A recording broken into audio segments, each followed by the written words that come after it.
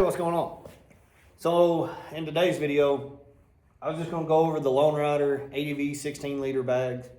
So far it's been an awesome system. I got out, rode yesterday. We hit a few jumps, rode some single tracks, some log crossings, some things like that. I wanted to get kind of rough with the bags just to see if they'd stay tight. I didn't want something that was going to flop around or interfere with the way I ride. And so far I love it. It's so much better than running just a tail bag or a duffel bag like I was before. I can actually slide all the way back on the seat and ride the bike like normal. But anyway, we'll dive in, take a look at some of the key features, and then we'll get to the riding part. All right, so first off, I love the way they fit. It's not some big, huge, bulky system. If I come to some single track or something, I want to be able to fit. I don't want some big hard case hanging off the side. And I didn't need their 45 or 70 liters system. We went with the 16s. It's nice, tough, thick material. Of course, your dry bags are 100% waterproof, roll top, magnetic latch. You got your top strap. You've got a compression strap. Keeps everything nice and secure. Your bags won't slide in and out. You've got one strap at the bottom with aluminum buckles. It's got these protectors that go over that so they don't rub against nothing. And then you have two rear straps. You've got plenty of anchor points back here for a tail bag or a duffel bag if you want to add one.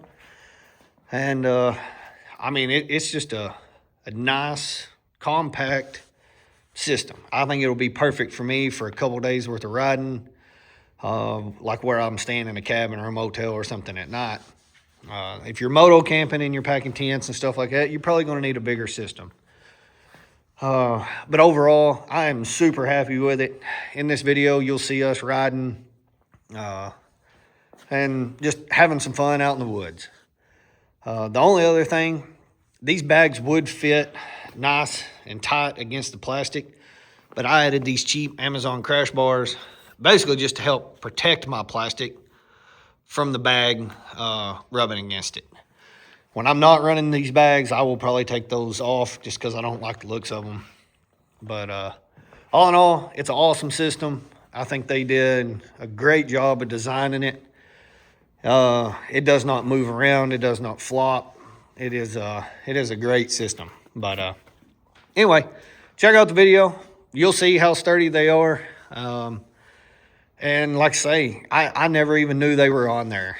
The only problem I had sometimes was getting on and off the bike just because I'm not used to them being there. Not that it's a problem. I've just got to change my ways.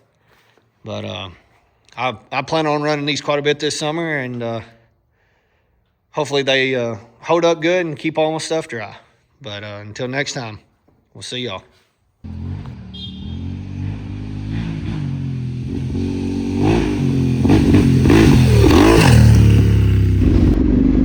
It is hot, muggy. We got a bunch of rain last night, and then it got hot today. Supposed to get a bunch more rain this weekend.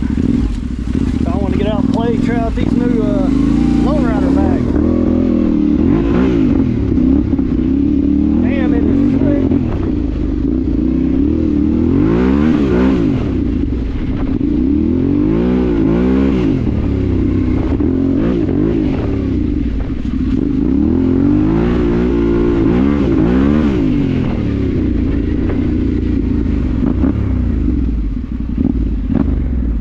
It is extremely slick.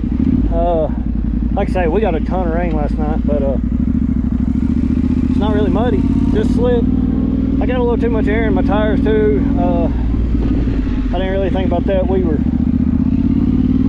rode LBL like a week ago, and I've been riding this thing back and forth to work. Normally I would put my off-road wheel and tire set up on here, but we're just out playing around. I want to see if I can move around with these bags. And so far I can't even tell they're on here. They've been really good.